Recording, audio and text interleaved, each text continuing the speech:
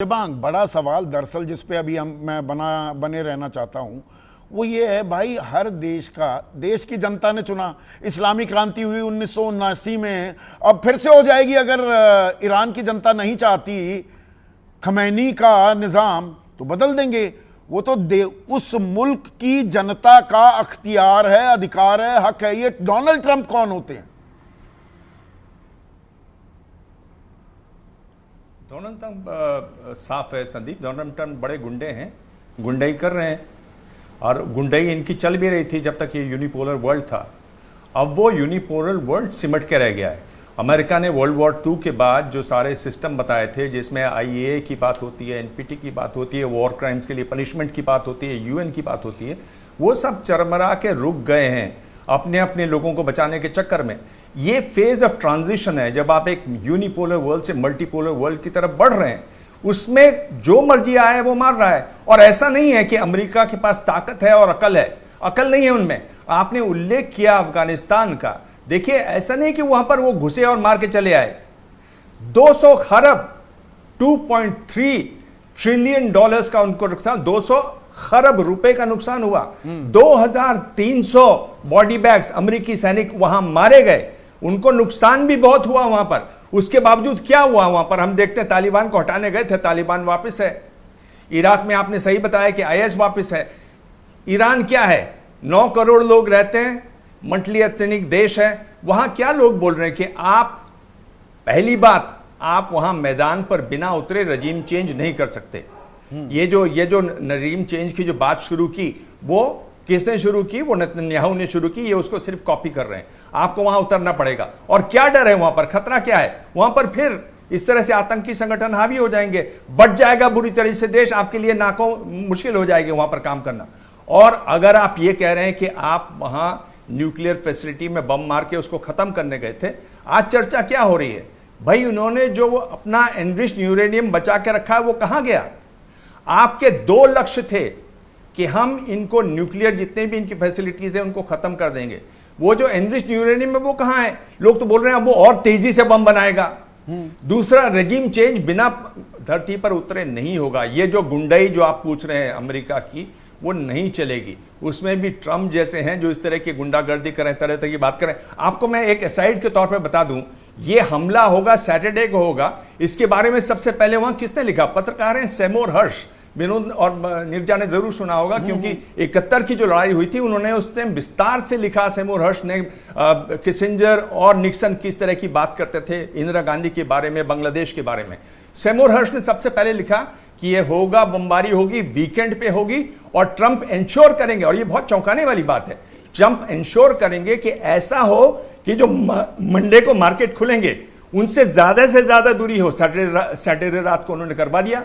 उनका कैलकुलेशन सिर्फ मार्केट है, धंधेबाज हैं, व्यापारी हैं, सीधा सीधा। और इसी में मैं जो विनोद से दिबांग पूछ रहा था, अभी डोनाल्ड ट्रंप चाहेगा तेल की मार, तेल के खेल में मार पड़े चीन को, क्योंकि ईरान अगर कुछ इस तरह का बदहवासी कदम उठाए कि स्ट्रेट ऑफ हॉर्मुज को वो बंद कर दे, थाम दे, वहां पर जो जहाजों की आवाजाही है, 100 जहाज रोज के वहां से निकलते हैं तेल से लदे हुए, तो सबसे ज्यादा मार तो चीन को पड़ेगी, क्योंकि सारा तेल तो चीन के पास जा रहा है, बाकी दुनिया तो ले नहीं पा रही ईरान से, प्रतिबंध लगे हुए हैं।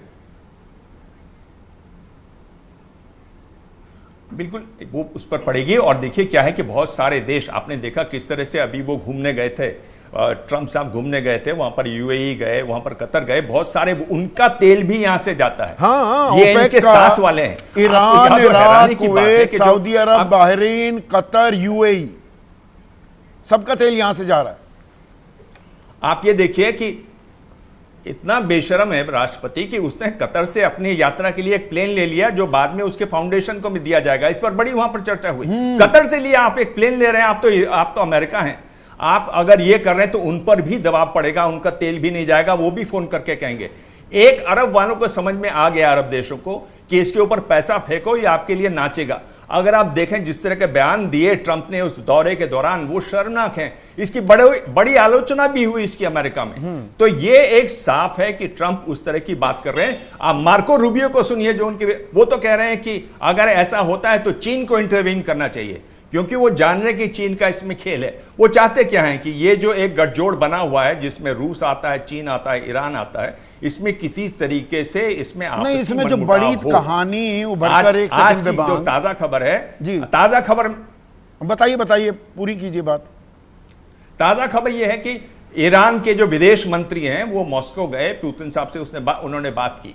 पुतिन ने कहा मैं आपको डिप्लोमेटिकली तो सपोर्ट बिल्कुल करूंगा, सैन्य समर्थन के बारे में उन्होंने कुछ नहीं कहा, क्योंकि ध्यान रहे ये जो लड़ाई चल रही है रूस और यूक्रेन की, उसमें बहुत सारे जो ड्रोन दिए जा रहे हैं वो तो ईरानी ड्रोन हैं, उनसे किस तरह का समर्थन लड़ाई तो अभी लंबी चलती हुई दिखाई दे रही है। एक मिनट दिबांग, आशीष, पर correct me if I am wrong, कुछ ऐसा लग रहा है जैसे वो किंडरगार्टन केजी में, फर्स्ट क्लास में बच्चे आपस में नहीं लड़ते हैं, कौन बड़ा है, कौन ज्यादा ताकतवर है, कौन गलती कर रहा है। अंतर्राष्ट्रीय पटल पर कूटनीति, राजनीति का हाल ये हो गया है कि बच्चों की तरह कोई कुछ भी कर रहा है, लोग चुप भी बैठे हैं। There is no order. UN कहां है, IAEA कहां है, अंतर्राष्ट्रीय संधियों के क्या मायने होते हैं। एक आजाद मुल्क की संप्रभुता जो सबसे बड़ी उसकी ताकत होती है, कोई भी आकर उसे छीन सकता है। देखिए, यूनाइटेड नेशंस का तो संदीप जी अभी ये हाल है कि अमेरिका उसको अपने पपेट की तरह इस्तेमाल करता है। मुझे याद है कि हमास के हमले के बाद मैं और आप बात कर रहे थे, इजरायली एम्बेसडर जब हमारे दफ्तर उन्होंने विजिट किया था और आपने उनसे सवाल पूछा था कि यूनाइटेड नेशंस को लेकर के आपका क्या कहना है, वो इस तरह के बयान दे रहे हैं, तो उन्होंने कैसे यूनाइटेड नेशन को कंडेम किया था। तो यूनाइटेड नेशन की तो अब कोई भूमिका बहुत ज़्यादा वर्ल्ड ऑर्डर में रह नहीं गई, ना ही कोई उसको गंभीरता से ले रहा है। आप बिल्कुल ठीक कह रहे हैं, दिबांग जी भी बिल्कुल ठीक कह रहे थे कि ये उनकी चौधराहट है, गुंडई कर रहे हैं और ये कोशिश कर रहे हैं। देखिए, पहले मतलब इसको रोकने का कोई तरीका नहीं है अब क्या ये सबक मिल रहा है क्या दुनिया को? देखिए, इसके लिए बहुत पुतिन भी अपना चुप बैठे हुए हैं, जो अभी दिबांग कह रहे थे कि सैन्य वो खुद सीधे नहीं कूदेंगे पर वो निंदा भी कर देंगे। चीन भी अपना साधे बैठा है, देख रहा है कि क्या निकलेगा, क्या हासिल होगा, क्या नहीं होगा, ताइवान पे ही हमारा नंबर ना लग जाए। सब अपने हित साधने में लगे हुए हैं। There is no world order today. बिल्कुल आप ठीक कह रहे हैं, सेल्फिश इंटरेस्ट है। रशिया को देखना है कि भैया उनका पैरेलल एक जंग चल रहा है यूक्रेन के साथ, वो कैसे यहाँ पर आकर के दोबारा से मिलिट्री इंटरवेंशन करें। चाइना, मैं फिर कह रहा हूँ, आपसे पहले भी कहा था संदीप जी कि आपको पीछे याद नहीं आएगा कि किस मिलिट्री कॉन्फ्लिक्ट में चाइना ने जाकर के इंटरवीन किया था। ये सिर्फ दिखावा कर रहे हैं, एक माहौल बनाने की कोशिश कर रहे हैं कि हम आपके साथ हैं, किसी में इतना गट्स नहीं है कि कैलिब्रेटेड तरीके से, एक चरणबद्ध तरीके से आप अपने गोल पोस्ट को शिफ्ट करते रहेंगे। कल तक कह रहे थे कि नहीं परमाणु हथियार नहीं बनाने देंगे, अब कह रहे हैं सत्ता परिवर्तन भी करेंगे।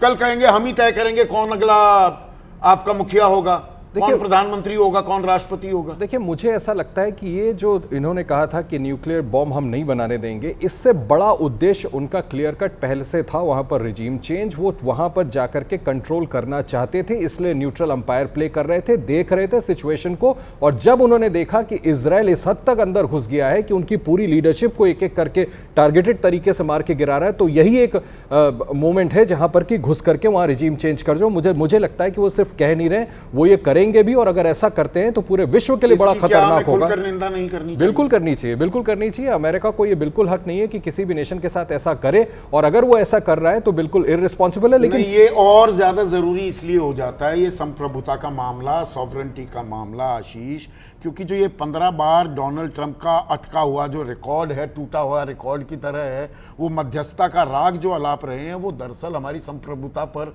सीधा दखल है।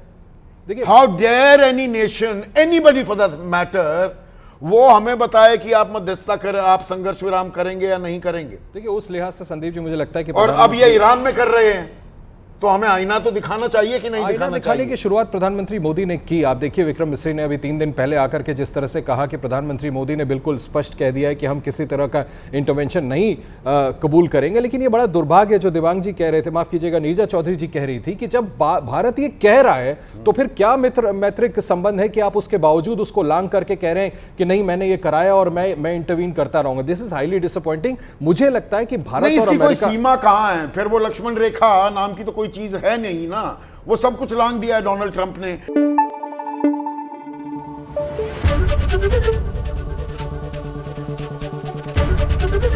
एबीपी न्यूज आपको रखे आगे।